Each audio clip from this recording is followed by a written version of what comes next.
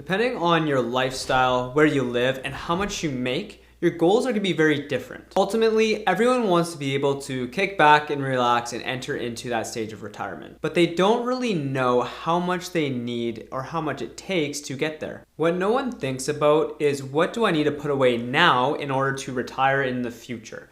And we're going to do a couple of videos about saving in your 20s, saving in your 30s, and saving in your 40s, and how that differs across the various stages of life. Now, before I really dive deeper into this, I want to mention that this is all relative. A lot of people are very different with their spending habits, their lifestyle, where they live, and $50,000 maybe for one person might be a significant amount, whereas another person might say, no, I need $150,000 in retirement and that's what I need to spend. Now, keep in mind this is all relative, so bear with me. We're going to be using a couple of examples to illustrate this, but your situation is going to look different no matter what. First, we're going to go over a couple of general guidelines or saving patterns or averages that we can see statistically in Canada. A big question that people ask is, how much do I actually need to retire in Canada? And I mean, the easy answer is it depends. But overall, we're going to dive into a couple of statistics that we've seen. So according to Stats Canada, the pre-tax median retirement income is about $65,000. So this is an average that might be a bit too high, a bit too low, but overall this is the middle ground that we see a lot of Canadians. So we're going to use that kind of as a benchmark. Many other reports look at saying, well, let's use 70% of your pre-retirement income, so while you're working, as what you need to have in retirement, assuming you're good to drive less, that the kids are out of the house, you're an empty nester, that the mortgage is paid off, all of these examples. Around 70% of that is needed as your day-to-day spending. So let's use an example of $65,000 as the median age and assume that you're going to be living for 25 years. Now, typically when you hit 65 in retirement, when we run plans, we run until 95. We're just going to assume 25 years, so age 90. Life expectancy is around that 86 to 87. But if you need $65,000 for 25 years, you're going to be needing around $1.6 million of total at the time you reach 65. Now, this is assuming that you have that in your bank account, it's cash, it's not growing at any point in time. Now, keep in mind that some of that income is coming from government benefits, so your CPP and your OAS, potentially other pension plans if you're part of a pension through your employer.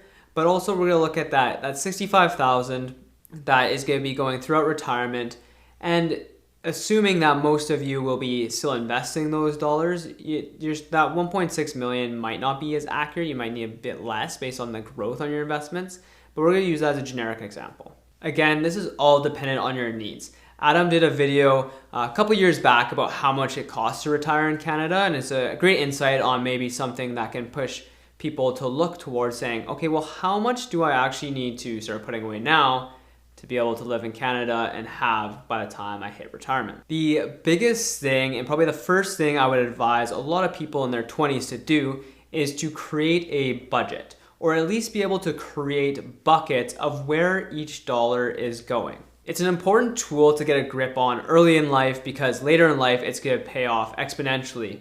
Most people aren't doing it now. I mean, in your 20s, you're looking to spend, enjoy life, but creating a budget, knowing the ins and outs of your income and expenses can be very beneficial, especially when you're looking to make those big ticket purchases, like a car, a house. All these things will help you save towards that, and also help you ultimately save towards retirement as well. For example, if you're able to create a bucket for an emergency fund, for a down payment, for vacation, for retirement, creating these buckets and visualizing that personally has helped me, but also to be able to, say, allocating each month towards those buckets will create some consistency in your life. We'll be able to create some repetition that will eventually become mindless, and you'll be able to just do it without even thinking about it. So now let's shift gears and talk about what it's like to be saving in your 20s and what you kind of need to enter into retirement. Now, in your 20s, you're not really thinking about retirement. You're still 40, 45 plus years away, but these steps can be crucial and make your life a whole lot easier than scrambling when you're 50 and trying to prepare for retirement and having to save a lot more later in life. When you're in your 20s, you're just starting to enter what we call the accumulation phase of life. You're young, you started entering into career, you're making good money for the first time, you might be looking to buy a house, car, in a relationship, maybe even married and have kids. And there's a lot of different expenses that come through these different stages of life. This is also the time when you're most likely to be influenced by others around you. Especially in today's day and age, social media has a huge impact on impulse buys. You see people have something on their Instagram or Facebook or Snapchat and you say, I want that. And there's that impulse to want to spend more money than you might actually have, and it might hinder you for retirement or even just over the next little bit and put you into debt.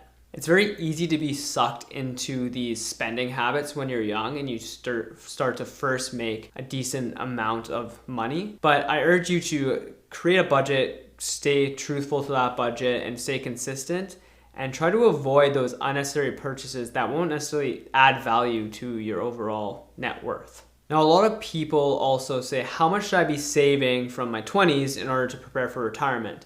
And a lot of experts and a lot of reports say that you're aiming to save around 10 to 15% of your pre-tax income. So if it's your salary, say it's $50,000, you want to have either 10 to 15%, so $5,000 to $7,500 a year that you save. The whole idea of this is as your income scales, if your income increases over time, that you're wanting to contribute more and not keep up with lifestyle creep and increase your expenses as you make more money. You want to have that consistency in saving overall. Establishing an emergency fund is very important in your 20s. Being able to have 3 to 6 months of living expenses that you're able to lean back on just in case something were to happen or a big purchase occurs that you're not necessarily going to be putting on your credit card and taking on a ton of debt for. Start contributing to the investment accounts that we have in Canada, your RSP, your tax-free savings account, in order to help save for whatever your goals are, but for retirement as well. Some recommendations for those in their 20s is number one, get a credit card. We did a video on that earlier and the importance of it and building your credit score. Make sure to have an emergency fund to fall back on just in case anything happens. Make sure to pay off any high interest bearing debt that you can. Try to allocate those funds so that you're out of the mud there and you can start focusing on other things like investing, retirement. And then also trying to set up automatic contributions towards your investments to create some consistency in your life, to create some automatic investment opportunities, just to be able to save in retirement without necessarily thinking of it and be able to adjust your budget accordingly. So based on a couple of those numbers that we talked about, what do we need to save in order to be able to be comfortable in retirement? And we're gonna hop into our planning software and see what does that mean. So when diving deep into the software, we're gonna look at tucking away 15% of your income and how much income that actually generates in retirement. So Dan Professional here, you might have seen him on our YouTube channel before. We're gonna assume that he's making $60,000 a year, adjusted for inflation, which is running around 2%. And he's 25 and is gonna retire at 65. So around 40 years of employment income coming in. Now 15%, so $9,000 in the first year is going to be contributed to his retirement account or retirement bucket. And we're just going to split this in half, so $4,500 to the TFSA, $4,500 to the RSP.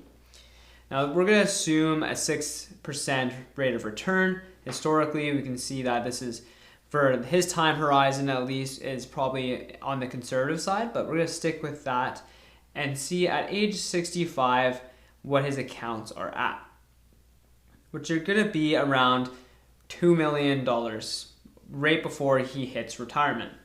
And today's dollars, when looking at, okay, what is 2 million 40 years from now, in today's dollars, it's going to be around $900,000. So still a substantial amount of retirement assets. When Dan hits retirement, a couple of things are going to come into play. So his CPP and his OAS are going to kick in. His retirement accounts are going to start providing some income. A lot of these, I mean, it's 40 years out, so a lot of these are a bit unknown. It might change. Government benefits, all these different things might change. But to give you a general idea of the saving pattern and how much could potentially be spent in retirement is crucial. And no planning is really done in this play. We're typically, when we do a plan for a client, we'll look at things like CPP and OAS timing, RSP meltdown, a bunch of different strategies to help tax efficiency and to provide you with more after-tax income. But just letting the software do its work, Dan is left with around $63,000 of after-tax spending from 65 till 90.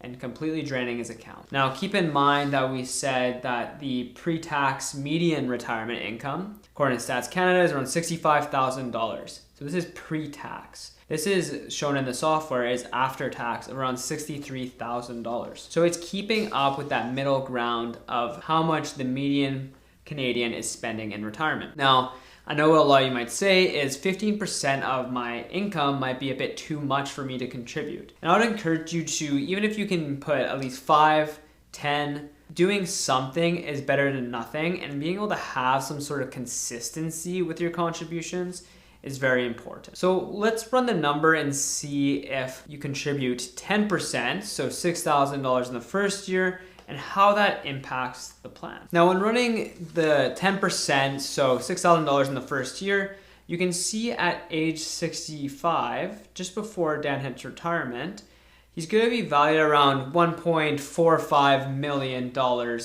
in retirement, which is gonna mean that his after-tax spending in retirement is gonna be a bit less, obviously, than before, but it still leaves him with around $51,000 from 65 till 95 after tax, adjusted for inflation. Now let's hop into another example of Dan potentially having stable income or income that's not growing, but he has a couple of promotions and larger raises. So it's gonna be 5 years of consistent income and then a bump, 5 years and then a bump, with them eventually being capped at around $150,000 at age 50 till 65, and keeping up that 15% contribution. Now at age 65, just as soon as he hits retirement, he's gonna have roughly around $2.3 million. So very similar to that previous example of the 15%, just shy of a couple $100,000 in retirement. So needless to say, if you're able to keep up to a consistent pattern of saving, whether it be 5, 10, 15%,